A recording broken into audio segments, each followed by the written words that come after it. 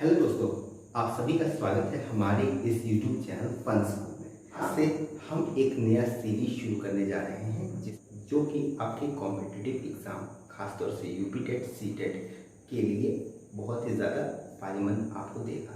तो चलिए आज के इस वीडियो में हम शुरू कर देते हैं अपने हिंदी की पहली क्लास। यहाँ पर देखते हैं कि हिंदी एक भाषा है जिसमें हम साधारण तौर पर व्याकरण में क्या सीखते हैं। सबसे पहले हम लोग सीखते हैं वर्ड। तो वर्ड क्या होती है? हमारे मुख से निकलने वाली वो छोटी से छोटी ध्वनि, जिसे हम वर्ड कहते हैं। वर्ड को दो भागों में बांटा गया है। एक तो हमारा है स्वर और एक है हमारा व्यंजन। एक है हमारा स्वर और एक होता है हमारा व्यंजन। अगर मैं बोलूं स्वर कौन कौन से होते हैं तो हम कह सकते हैं यहाँ आ, छोटा आ, बड़ा आ, छोटी ई, बड़ी ई, छोटा ऊ, बड़ा ऊ, री, ए, ओ, ये हमारे स्वर हैं। लेकिन इन स्वरों को दो भागों में बांटा गया है। एक तो हमारा होता है जो हमारे नॉर्मल शुद्ध स्वर होते हैं और एक हमारे होते हैं अयोग वाक्।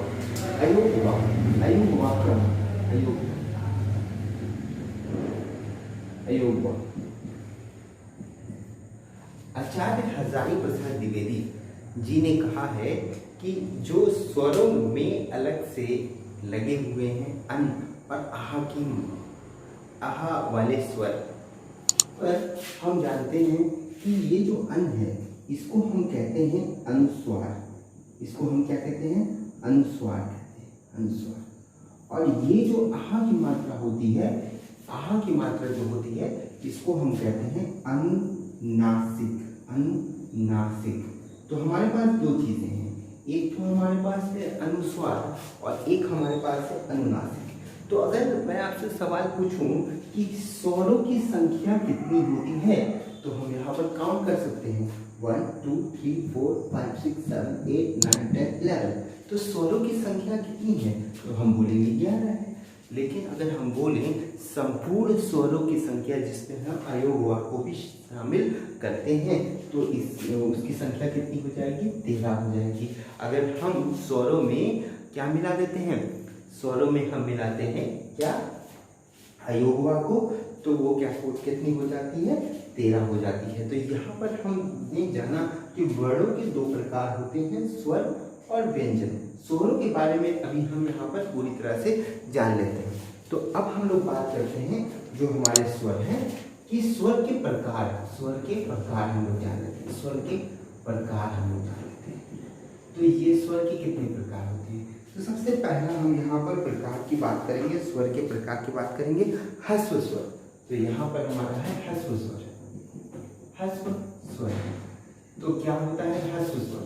तो ऐसा स्वर जिसको हम जब बोलते हैं तो बहुत तेजी से जिन्हें बोलने समय हमें कम समय लगता है, मतलब ऐसे स्वर जिनको बोलते समय हमें कम समय लगे, जिसको हम जल्दी से बोलें। जैसे अगर हम बोलते हैं हमें कम समय लगा ऊ।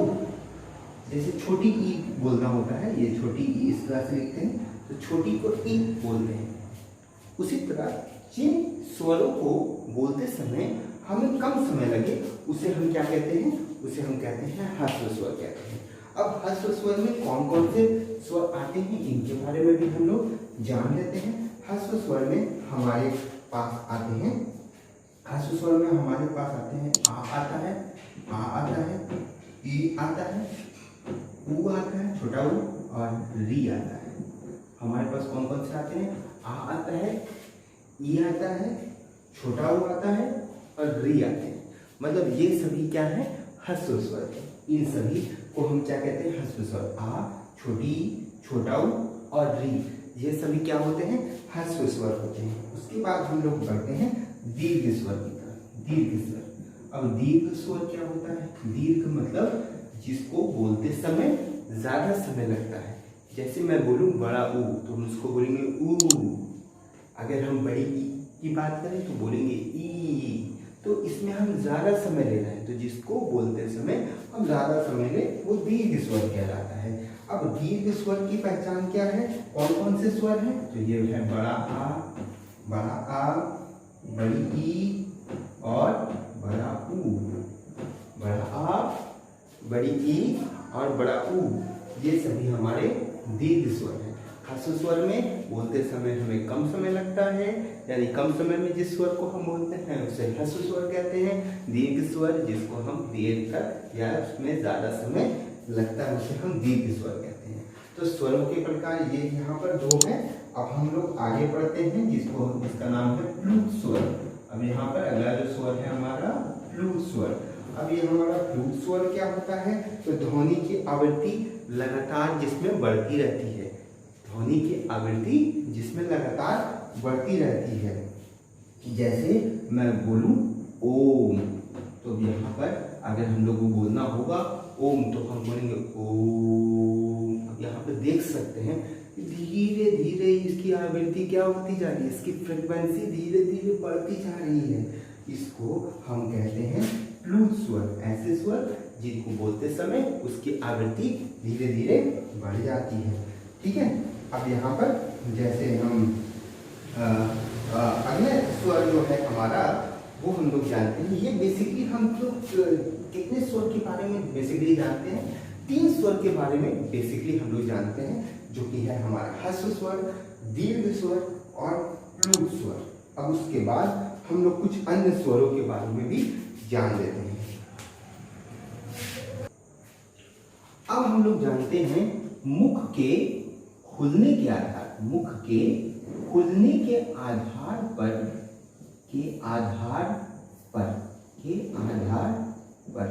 अब हम लोग जानेंगे मुख के खुलने के आधार पर, यानी जब हम बोलते हैं उसमें उस स्वर को हम मुंह को खोलकर ओपन करके जिस स्वर को बोलते हैं उस स्वर के प्रकार कौन कौन से हैं, वो स्वर के प्रकार हम जान लेते हैं। सबसे पहला है विपरीत स्वर। कौन सा स्वर, विपरीत स्वर। अब यहाँ पर ये कौन सा स्वर है, विपरीत स्वर। अब ये मुंह के खुलने के आधार पर बोले जाने वाले स्वरों के प्रकार हैं, जिसमें है हमारा पहला स्वर जिसका नाम है विपरीत स्वर। अब विपरीत स्वर क्या होता है, जिन स्वरों का उच्चारण में पूरा मुंह खुला रहता है, जिस स्वरों के उच्चारण में हमारा पूरा मुंह खुला रहता है, पूरा मुंह खुला रहता है, उसे हम क्या कहते हैं, जिसमें हमारा पूरा मुंह खुला रहता है उसे हम कहते हैं विपरीत स्वर। विपरीत स्वर कहते हैं। जैसे अगर हम बोले आ, तो हम देख सकते हैं जब भी हम बोलते हैं आ तो देख सकते हैं हमारा मुंह क्या है, खुला हुआ है। तो हमारा मुंह क्या है, पूरी तरह से खुला हुआ है। इसको हम क्या कहेंगे, विपरीत स्वर कहेंगे, विपरीत स्वर। उसके बाद एक होता है अर्ध विपरीत स्वर, अर्ध विपरीत स्वर, अर्ध विपरीत स्वर। अब जैसे कि यहाँ पर नाम से ही प्रतीत हो रहा है, नाम से ही यहाँ पे पता चल रहा है अर्ध मतलब आधा, विपरीत मतलब मुंह खुला होना। तो विपरीत यानी आधा मुंह हमारा खुला होता है, जिसमें आधा मुंह खुला हो, क्या खुला हो, आधा मुंह खुला हो, आधा मुंह खुला हो, उसे हम क्या कहेंगे, अर्ध विपरीत स्वर कहेंगे। अब अर्ध विपरीत स्वर में कौन कौन से आते हैं, अर्ध विपरीत स्वर में आता है अ, जैसे हम देखो थोड़ी देर से भी बोल रहे हैं अ। उसके बाद दूसरा हमारा है ए, हाँ, फिर उसके बाद हमारा आता है ओ, फिर हमारा ओ आता है, यहाँ आ आता है, आ जैसे बोलते हैं आ, जैसे आ, आंवला, आंवला, आंवला, जैसे आधा। इसमें देख सकते हैं आप ये आ, यहाँ पर ये देख सकते हैं ये आ, ए, ओ, आ, यहाँ पर ये सभी अर्धविपरीत स्वर आते हैं, जिसमें हमारा आधा मुंह खुला हुआ होता है। तो आधा मुंह खुला हो तो अर्धविपरीत और पूरा मुंह खुला हो तो विपरीत स्वर हमारा कहलाता है। उसके बाद हमारा है अगला जो स्वर है हमारा मुंह खुलने के आधार पर, वो है सवृत स्वर। सवृत स्वर कौन सा स्वर? सम्मिलित स्वर। अब यहाँ पे सम्मिलित स्वर क्या होता है? सम्मिलित स्वर जिसमें लगभग मुंह बंद है, मतलब थोड़ा सा मुंह खुला है, लगभग क्या है? बंद है, लगभग मुंह बंद, लगभग मुंह बंद हो, मतलब थोड़ा सा खुला हो, पूरा पूरा ना खुला हो, थोड़ा सा खुला हो और लगभग बंद हो। तो ऐसे स्वरों को हम सम्मिलित स्वर कहते हैं। जैसे कि हम बोलते हैं फॉर एग्जाम्पल है ई बोल रहे हैं, यहाँ पर ई बोलते हैं तो क्या हो रहा है कि लगभग पूरा मुंह नहीं खुल रहा है, थोड़ा सा मुंह खुल रहा है, ज़्यादातर बंद रह रहा है। तो ई हो गया हमारा, बड़ी ई हो गया, या हमारा छोटा ऊ हो गया और हमारा बड़ा ऊ हो गया। तो ये हमारा हो गया छोटी ई, बड़ी ई, छोटा ऊ, बड़ा ऊ, ये सभी हमारे सम्मिलित स्वर है, जिसमें हमारे लगभग मुंह क्या होता है? बंद रहता है, मतलब थोड़ा सा खुला हुआ होता है। ये सभी सम्मिलित स्वर होते हैं, ठीक है। उसके बाद एक होता है हमारा अर्ध सम्मिलित स्वर, अर्ध सम्मिलित। अब जैसे कि यहाँ पे नाम से प्रतीत हो रहा है, नाम से यहाँ पे प्रतीत हो रहा है अर्ध मतलब आधा।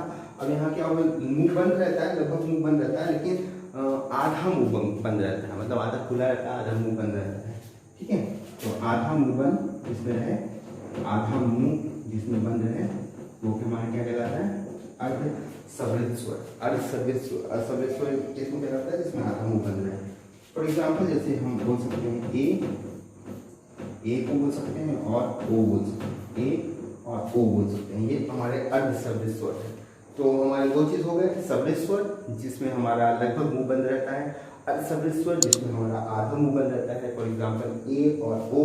और हम बोल सकते हैं दूसरी चीज़ विपरीत स्वर जिसमें पूरा मुंह खुला रहता है, अर्ध विपरीत स्वर जिसमें आधा मुंह खुला रहता है, आधा बंद रहता है, सम्मिलित स्वर जिसमें लगभग मुंह बंद ही रहते हैं, और अर्ध सम्मिलित स्वर जिसमें आधा मुंह हमारा बंद रहता है। तो ये हमारे एग्जाम्पल भी देख सकते हैं। विपरीत स्वर के हमारे एग्जाम्पल हैं आ, जिसमें हमारा पूरा मुंह खुला रहता है, अर्ध विपरीत स्वर में आ, ए, ओ, आ, ये हमारे अर्ध विपरीत स्वर हैं। और सम्मिलित स्वर में लगभग हमारा मुंह बंद रहता है, ई में, बड़ी ई में, ऊ में, बड़ा ऊ में, ठीक है। और अर्ध सम्मिलित स्वर में आधा मुंह बंद रहता है, ए और ओ इसके एग्जाम्पल है। उसके बाद हम लोग जानते हैं अगला जो हमारा स्वर है, अगला स्वर किसके आधार पे होगा उसको भी हम लोग जान लेते हैं। ये सभी हम लोग स्वर के प्रकार के बारे में हम लोग जान लेते हैं। अब हम लोग अगले स्वर के बारे में हम लोग जानते हैं जो कि हमारे जीभ से निकलता है। तो जीभ के आधार पर, मतलब जीभ के द्वारा उत्पन्न जो ध्वनि होती है, जो जीभ के द्वारा उत्पन्न ध्वनि के आधार पर जो स्वरों की संख्या है उनके बारे में हम लोग जानते हैं। तो जीभ के आधार पर जो स्वरों की संख्या है उसके बारे में हम लोग जान लेते हैं। जब सबसे पहले हमारा है अग्र स्वर, यानी कि आगे वाले जीभ के अकॉर्डिंग जो स्वर निकलता है उसको हम कहते हैं अग्र स्वर। अब अग्र स्वर में कौन कौन से आते हैं? छोटी ई आता है, ई जो जीभ के यानी जबान के आधार पर जो स्वर निकलते हैं वो आगे वाले जीभ के अकॉर्डिंग निकल रहे हैं, तो अगले स्वर कहेंगे। जैसे कि ई आता है, बड़ी ई आता है, ए आता है, और ऐ आता है, ये हमारे अग्र स्वर में आते हैं। इसको हम जीभ के अकॉर्डिंग कह सकते हैं अग्र स्वर। उसके बाद हमारा होता है मध्य स्वर। हमारे पास क्या होता है? मध्य स्वर, जो हमारे जीभ के पीछे वाले, यानी जीभ है हमारा, उसके आगे वाले स्वर से अगर कोई ध्वनि निकलती है उसे अग्र स्वर कहते हैं। बीच से निकल रही है तो उससे हम कहते हैं मध्य स्वर, और उसके पीछे से निकल रही है तो उसको पार्श्व स्वर कहते हैं। तो मध्य स्वर की बात करें तो मध्य स्वर में कौन कौन से स्वर आते हैं? मध्य स्वर में हमारे आते हैं आ, जो कि संख्या में कितने होते हैं? एक होते हैं, यानी आई से आगे निकलता है, जो कि हमारा मध्य स्वर से या जीभ के बिल्कुल बीच वाले हिस्से से निकलती है, तो इसे मध्य स्वर कहते हैं। उसके बाद होता है पश्च स्वर, यानी पीछे से जो जीभ के पीछे से जो आवाज़ निकलती है, जीभ के पीछे से जो आवाज़ निकलती है उसे पश्च स्वर कहते हैं। जैसे कि आ हो गया, आ, ऊ हो गया, ई हो गया, ओ हो गया और औ हो गया। तो यहाँ पर देख सकते हैं, यहाँ पे हमारे जीभ के आधार पर कौन कौन से स्वर आता है? अग्र स्वर आते हैं, मध्य स्वर आते हैं और पश्च स्वर आते हैं। अग्र स्वर में कौन कौन से आते हैं? ई, ए, ऐ। और मध्य स्वर में कौन कौन से आते हैं? आ आता है। और पश्च स्वर में कौन से आते हैं? आ, ऊ, ई, ओ, औ। ये हमारे पश्च स्वर में आते हैं। तो जीभ के आगे वाले हिस्से से जो बोले आते हैं, ई है, बड़ी ई है, ए है और ऐ है। और मध्य से जो बोले जाते हैं वो है हमारा आ, पीछे से जो बोले जाते हैं वो है आ, उ, ई, ओ, औ। ये हमारे पशु स्वर हैं। तो ये हम आता है कि आपको समझ में आ गया होगा। उसके बाद हम लोग कुछ अन्य स्वरों के बारे में जानते हैं, जैसे कि मैंने पहले आपको बता दिया अयोग वा के बारे में, जो कि हमारे स्वर से हटकर है। यहाँ पर आचार्य हजारी सॉरी अयोगवा स्वर जो हमारे हैं, जो कि अन और आह की मात्रा है। अब यहाँ पर अयोगवा में अन और आह आता है। अब यहाँ पर अन और आह, अन को क्या कहते हैं, अयो आह को क्या कहते हैं वो हम लोग जानते हैं। अन को हम लोग कहते हैं अनुस्वार, अन को हम लोग क्या कहते हैं, अनुस्वार कहते हैं। अन को हम लोग क्या कहते हैं, अनुस्वार। और जो हमारा आह है, आह इसे हम कहते हैं विसर्ग। तो ये हम दो अलग स्वरों को हम जानते हैं, अन और आह। तो आशा है कि आपको ये सारे स्वर के प्रकार के बारे में समझ में आ गया होगा। ये